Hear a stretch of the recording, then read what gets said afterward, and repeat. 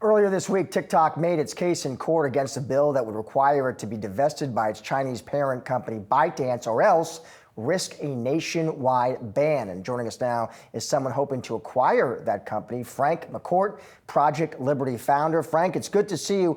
Maybe I want to start at a high-level question, Frank. I'm curious whether you agree, you think that TikTok does represent a national security risk, Frank. Yeah, absolutely. We absolutely believe that. We agree with the government's position. I think it's pretty clear to everyone now that the Chinese Communist Party controls TikTok and that they're holding the information on 170 million Americans is not a good thing. It's a real threat, and of course, the ability to manipulate 170 million Americans is even more of a threat.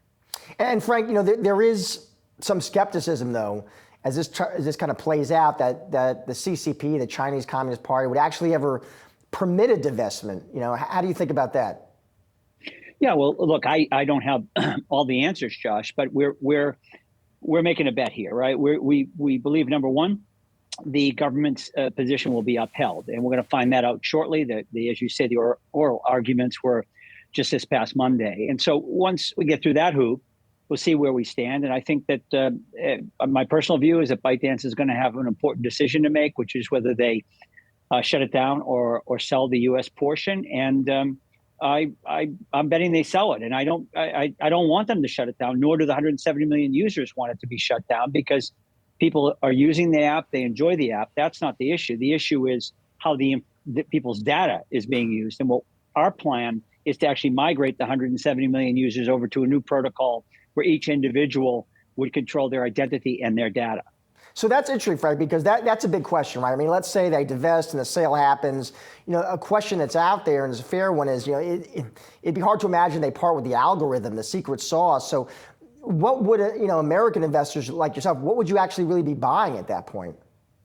Yeah, you'd be buying, obviously, the brand, the 170 million user base, and all the content.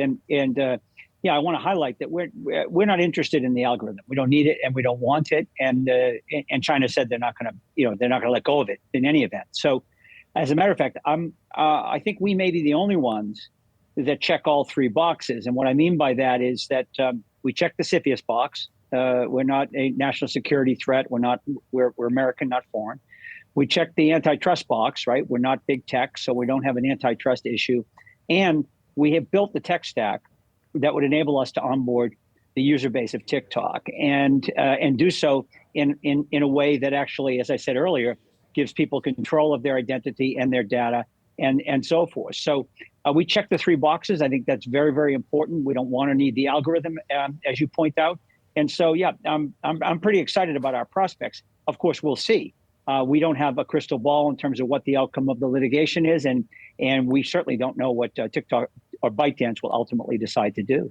What about, Frank, just the politics of all this? And by that I mean, Trump and Harris are both on TikTok. Does their enthusiasm in any way, cloud whether this thing does get divested and sold?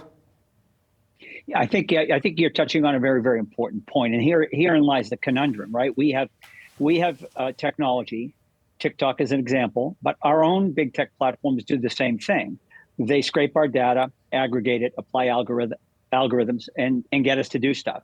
And we're learning that some of that stuff is not good, right? It's harmful to democracy. It's harmful to our information ecosystem, the mis and disinformation.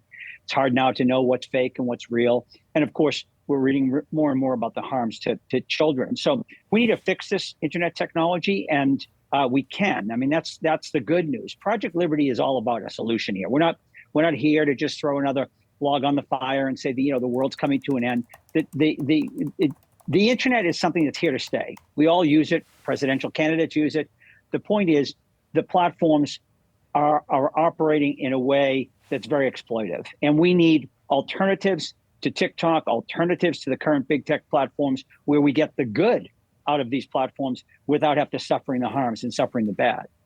Frank, thank you so much for joining the show today. Big, important topic. Appreciate it. Yeah, Josh, thanks for your time. You take care of yourself.